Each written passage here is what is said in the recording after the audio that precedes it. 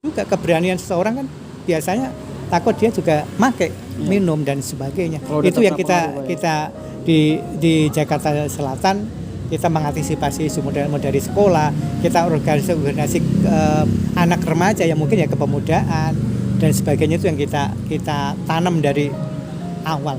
Penegakan hukum menurut saya juga harus lebih menunjukkan ya bagaimana dilakukan secara adil dan berimbang.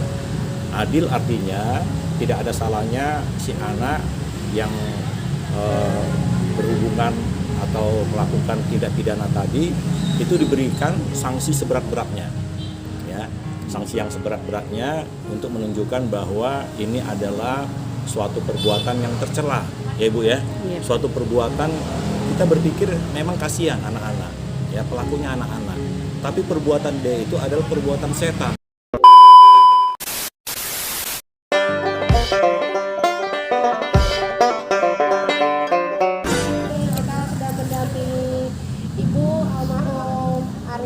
Didampingi juga dengan Pak Agus Hamonangan, kita juga ada Bang Bewok dan Pak Fatur Rahim. Dari mana Pak Fatur Rahim? Kasudin PPAPP Jakarta Selatan. Ya. Kepala Suku Dinas Pemberdayaan, Perlindungan Anak dan Pengendalian Penduduk Jakarta Selatan. Jadi gini Pak, kita di sini di Bogor ada kasus di mana ibu ini anaknya sedang pulang sekolah, sedang mau ujian ya Bu ya? Pulang sekolah setelah ujian. Setelah ujian. SMK. Mungkin Ibu mau menceritakan kasusnya atau mau Bang Bewok? Iya, jadi anaknya Ibu Mai ini pulang dari ujian, lalu di perempatan Pomat, ya, itu tiba-tiba dibacok oleh orang tadi kenal. Dia naik motor bertiga. Dan singkat cerita, ini dua pelaku sudah diringkus, namun satu yang merupakan pelaku pembacokan masih sampai dengan saat ini masih buron, gitu. Jadi gimana pendapat Bapak terkait dengan, ya ini adalah siswa ya, pelajar-pelajar Indonesia yang tentunya adalah harapan bangsa ke depannya, tapi melakukan hal seperti ini, menurut Bapak seperti apa pendapatnya? Saya juga sangat mengkutuk lah kegiatan perlakuan seperti itu. Kami di Jakarta Selatan itu mengantisipasi, kita melalui masuk jalur pendidikan, kita melalui jalur keluarga, kita ada kegiatan namanya kegiatan forum generasi berencana, itu juga anak-anak muda semua, dan juga ada forum anak yang difasilitasi oleh Kementerian PPPA. Kegiatannya tidak lain adalah bagaimana kita mengantisipasi ya hal-hal yang tidak diinginkan. Kegiatan kita adalah kegiatan positif, jangan sampai anak-anak nanti terpengaruh oleh hal yang tidak diinginkan. Kita masuk ke sekolah di Jakarta Selatan, cukup banyak sekolah-sekolah yang kita juga memang belum semuanya ya.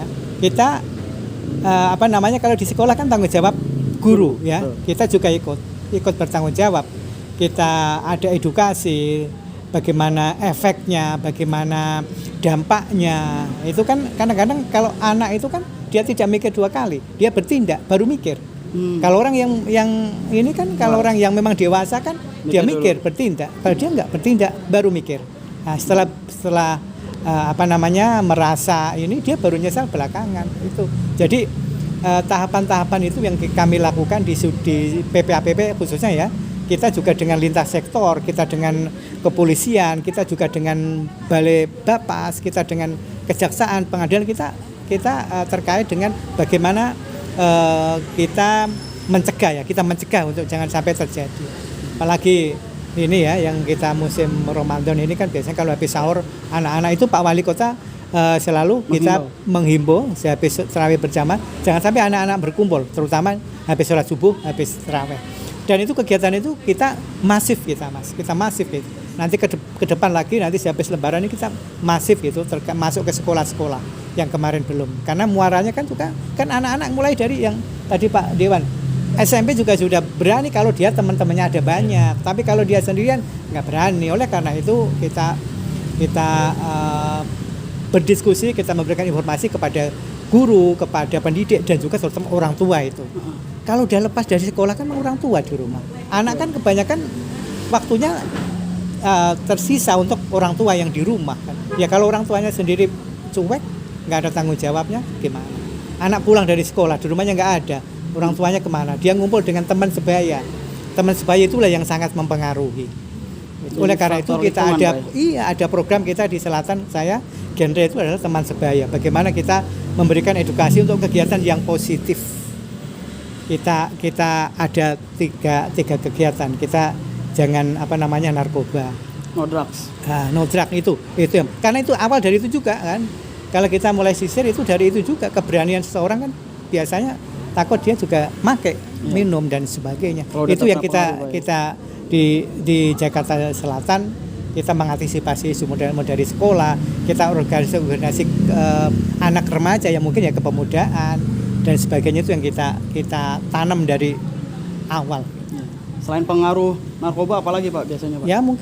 Ya mungkin kalau anak-anak usia segitu kan juga ya mungkin gojolkan teman-teman, kamu nggak cemen kalau nggak berani ini. Itu tuh faktor yang luar biasa. Dia tidak mikir, itu tadi dia bertindak baru mikir, dia nggak mikir baru bertindak. Ya mungkin dari pendidikan dari keluarga sendiri, pendidikan agamanya apapun nggak akan mentolerir kegiatan itu. Mungkin dia lemah, keluarganya pengawasan dari keluarga sendiri itu lemah, lingkungannya tidak mendukung. Itu yang kita tanamkan di Jakarta Selatan. Berarti perlu banget namanya pembekalan agama Pak ya? Tentunya, Pak. Apapun pasti akan mengajarkan tidak mungkin bertawuran gitu. Itu yang kita, makanya nanti rencananya ke depan ini memang kita kemarin juga sudah pas saat anakmu masuk sekolah baik itu SMP maupun SMA, orientasi mau kita isi itu gitu loh Pak. Saya udah koordinasi udah bilang sama Pak Wali, Pak kita nanti akan Pak, kita cikal bakalnya kita harus mulai dari sekolah, dan juga keluarga juga kita di masyarakat juga kita sampaikan gitu. Ya, harapan kami sih supaya hal ini tidak sampai lagi terjadi di kemudian hari, kasus-kasus serupa. Ya cukup di almarhum Arya aja. Semoga jangan sampai ya Allah, semoga ini. Dan sampai saat ini proses hukumnya masih terus berjalan. Ibu kan punya anak, kita juga punya anak, kita punya cara bagaimana perasaan itu gitu. Ya, jadi itu yang menjadi fokus kami. Pencegahan itu yang penting. Kita mulai dari mana? Kita mulai dari sekolah. Kita mulai kegiatan-kegiatan anak, forum anak kita libatkan. Bagaimana dia bisa memberikan motivasi ke teman-temannya. Kalau saya seusia misalnya, usia SMP, yang bilangin itu saya, pasti dia nggak percaya. Tapi kalau yang bilangin itu temennya seusia sebaya, dia akan ngikut. Tapi kalau lebih diterima Pak. Kalau dia itu ngasih informasinya itu nggak benar, dia akan salah, orang akan ikut.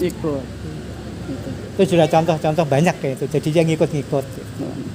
Siapa harapan Bapak mungkin Pak terakhir dari kasus ini? Iya, saya memang pertama semoga tidak terjadi, dan memang kita mulai dari diri kita, keluarga kita, dan juga institusi, terutama ya sekolah, ya organisasi kepemudaan yang pertama itu kita memang kepengen kolaborasi gitu ya. Apapun ya itu terkait dengan pencegahan, macam-macam kejahatan kan macam-macam. Mungkin dari narkoba, akhirnya muaranya dia berani. Kalau dia kosong saya kira nggak berani, kasih dia minum dan sebagainya, dia akan gelap mata. Dan dia itu tadi ya, ada teman-teman yang mungkin coba itu berani, kan nggak salah, nggak punya hubungan, pasti nggak punya hubungan. Nggak ada hubungan sama sekali. Nggak ada dendam, nggak ada apa, pasti karena dia pasti main ini aja dia. Ya. Saya terima kasih nih Pak Dewan ya, kita memfasilitasi. Saya juga mohon dukungan dari Bapak dan Ibu yang di Dewan Pak, bagaimana kita mengantisipasi untuk jangan sampai terjadi, dan kegiatan-kegiatan bukan cuma di instansi kami, di sudin kami, mungkin sudin yang lain juga harus sama-sama. Saya nggak bisa ini sudin pendidikan dia punya ini sendiri, tapi bagaimana kita berkolaboratif. Mungkin dari Pak Gus sendiri ingin menanggapi Pak dengan kasus ini Pak? Ya, kalau saya melihatnya ya, ini pola-pola adanya kejadian tindak pidana yang meresahkan ini sudah sering berulang. Ya. Untuk itu, sebagaimana tadi disampaikan oleh Pak Kasudin, PPAP Jakarta Selatan, pencegahan ya harus lebih dini dilakukan.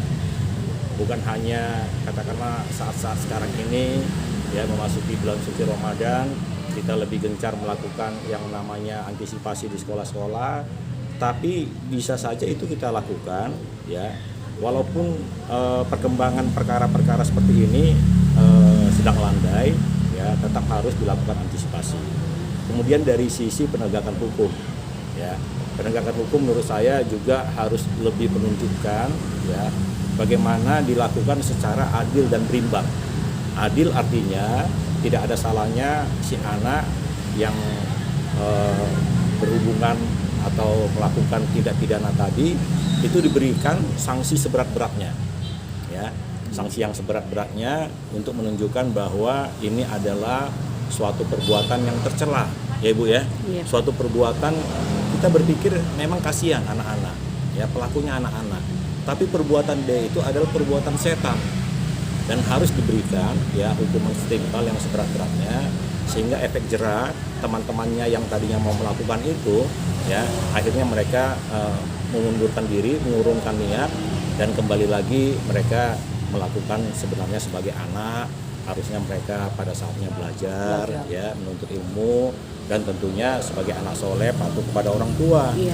bukan ikut-ikutan ya kalau ada misalnya katakanlah kelakuan anak nakal yang tadi disebutkan mereka dengan gampang mendapatkan drugs ya mendapatkan juga obat-obatan dan juga materi-materi untuk melakukan kejahatan ini juga harus disikat habis oleh penegak hukum ya jangan ada lagi kita kasih kelonggaran-kelonggaran anak-anak tidak boleh membawa yang namanya senjata tajam itu juga harus diingatkan ya baik nanti mulai mereka masuk sekolah kembali dan juga tentunya ketika mereka berhadapan di tengah masyarakat saya kira itu yang mungkin yang bisa saya sampaikan dan saya mendukung khusus penegakan hukum bagi kasus almarhum Arya ya harus menjadi contoh ya paling akhir bagaimana perbuatan ini harus ditimpali dengan sanksi pidana yang seberat-beratnya bagi si pelaku.